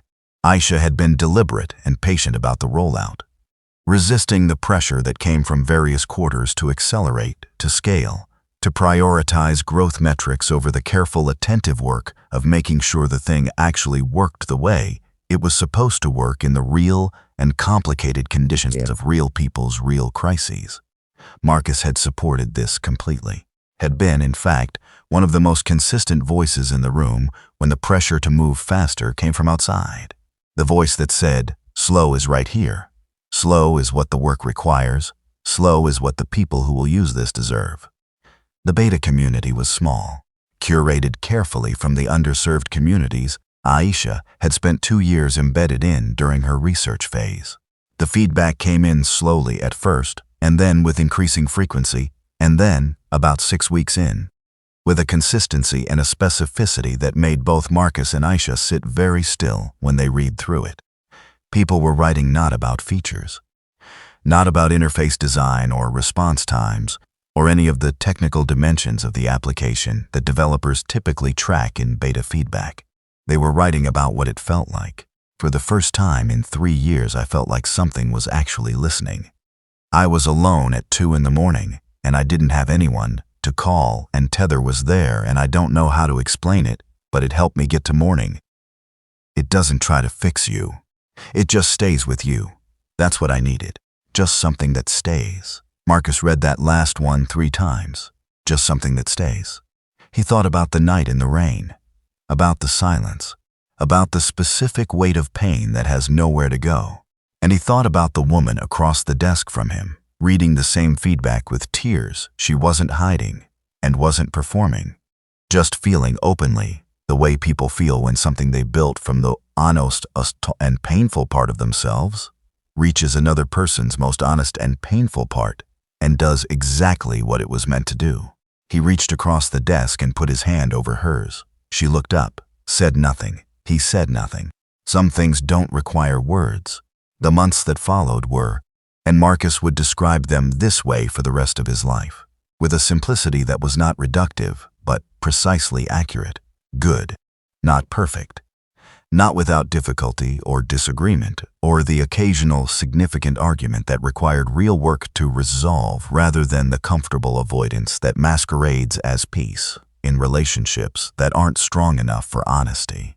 They argued, in fact, fairly regularly, about Tether, about development decisions and strategic direction, and the right way to balance impact with sustainability, about their own relationship, about time and space, and the specific individual requirements of 2 people who were both deeply independent and deeply invested in what they were building together, and who had to learn, continuously and imperfectly, how to honor both.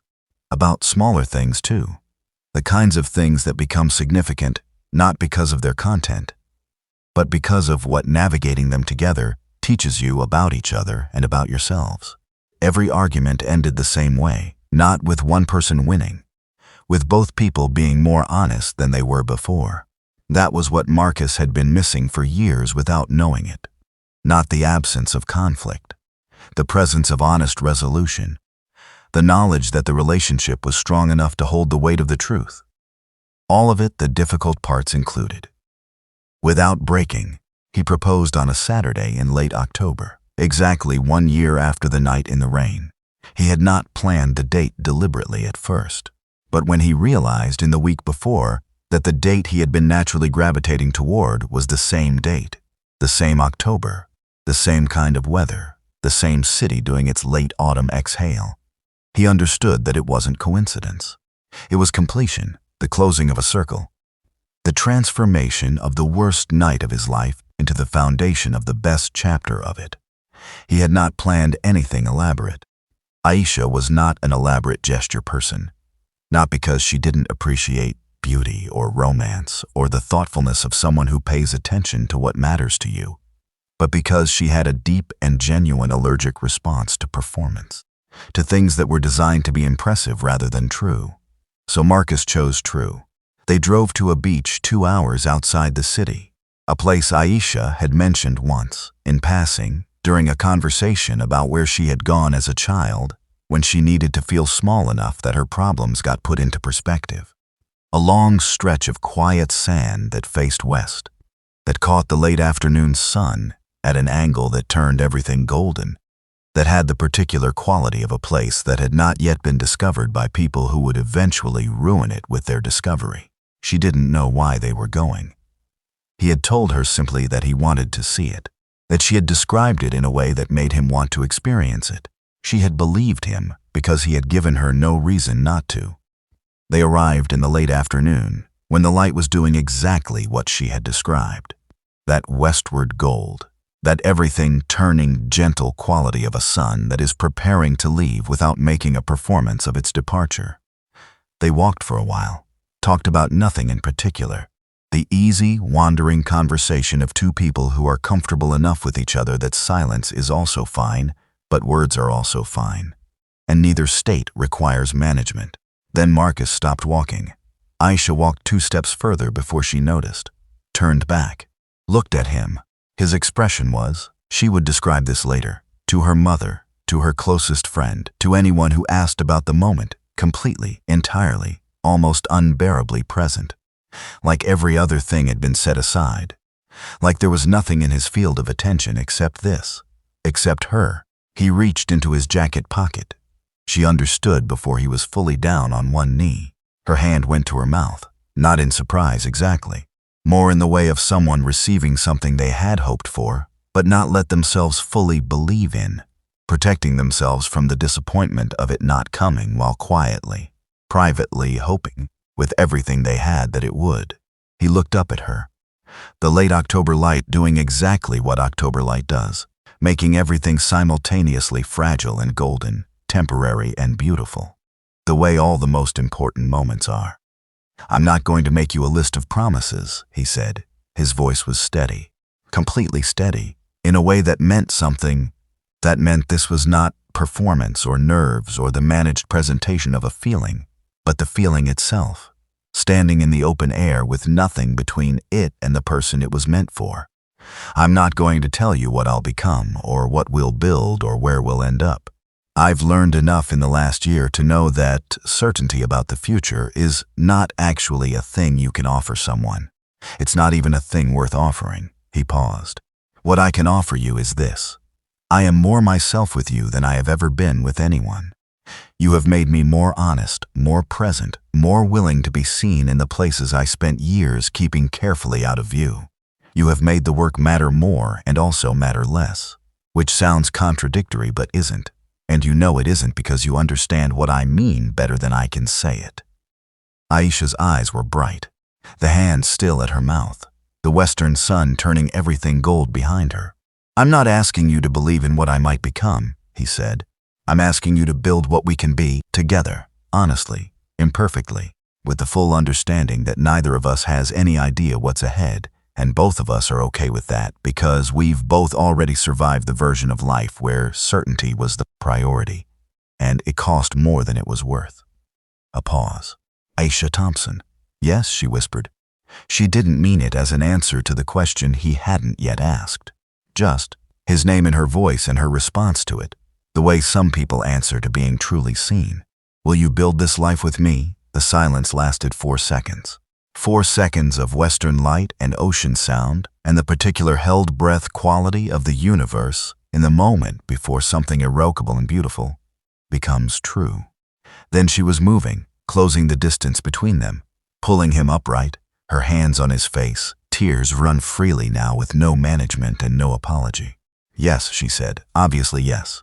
Embarrassingly yes." Marcus laughed, the full, unguarded, completely involuntary laugh she had been producing in him since March. He put the ring on her finger with hands that were, for the first time in this entire story, completely steady. No rain, no guardrail, no absence, just this. Somewhere across the city, Vanessa Cole sat with the particular silence of someone who has received information not through a phone call or a message or any formal notification, but through the ambient, low-frequency awareness that moves through social networks and mutual connections and the general atmosphere of a world that is smaller than we pretend. She knew. She sat with it for a long time. And to her genuine credit, to the part of Vanessa Cole that existed underneath the fear and the strategy and the calculated self-protection, what she felt was not the corrosive jealousy of before. It was something quieter, something that arrived not with heat, but with the slow, clear-eyed recognition of someone who has finally allowed themselves to see something they have been avoiding for a long time. She had failed a test, not the test of loving someone. She had loved Marcus, genuinely, in her own complicated and conditional and ultimately insufficient way. The test of loving someone through uncertainty. of choosing a person not because the future was visible and guaranteed and arranged in a way that felt safe, but because the person themselves was worth the risk of an unguaranteed future. She had not been able to do that, and sitting with the quiet knowledge of what that had cost, not just what she had lost, but what her inability to stay had done to her own understanding of herself, her own integrity, her own story, she felt something that was harder to carry than jealousy. She felt the weight of the version of herself she had chosen to be, and she understood, with a clarity that arrived too late to change anything, but was perhaps not too late to be instructive, that love is not proven in the moments when everything is certain and comfortable and arranged. Love is proven in exactly the opposite moments, in the rain, in the uncertainty, in the space between who someone is and who they are still becoming. She had stood at that space and turned away. And the lesson, the real one, the one underneath the story, the one that would take her years to fully absorb, was not about Marcus. It was about what she had discovered about herself, and what she was going to do with that discovery. Marcus and Aisha were married the following spring. Small ceremony, family, close friends. Jamal as best man, who gave a speech that was simultaneously the funniest and the most genuinely moving thing most of the guests had ever heard at a wedding, and who cried during both the vows and his own speech, and made absolutely no effort to hide either. Gloria Reed sat in the front row and cried from the moment her son walked in until well after the ceremony ended. And when Marcus hugged her afterward, she held on for a long time and said nothing, because there was nothing to say that the holding didn't already communicate. Joseph Reed shook his son's hand first, firm, brief, full of everything, and then pulled him into a hug that lasted significantly longer than anyone, including Joseph, had anticipated. Marcus held his father and thought about 3 sentences. You did the work. You stayed honest. Don't let this make you a stranger to struggle. He had tried. He was still trying. He would always be trying. Tether went into full public release 8 months after the wedding. The response was significant enough to generate attention from sources that Aisha had not pursued and did not entirely welcome. The press coverage, the investor interest, the particular gravitational pull that comes when something genuinely useful meets a world that has been waiting for it without knowing it was waiting. She navigated all of it with the same grounded, unhurried, entirely unperformative quality that she brought to everything. Marcus navigated it beside her. Not in front of her, not behind, beside. This was the word that mattered most to both of them. Not one person's dream supported by another person's tolerance. 2 people's visions held equally, pursued together, celebrated mutually. Beside. And Marcus Reed, who had once sat in a car in the rain on a Tuesday in October, believing he was not enough, believing the best version of his life had just walked out a door and taken everything real with it. Marcus Reed looked at the life he was living and understood something that he could not have understood from inside the pain of where he had been. The worst night of his life had not been a punishment. It had been a clearing, a burning away of what was not real, not durable, not worth the foundation he was capable of building.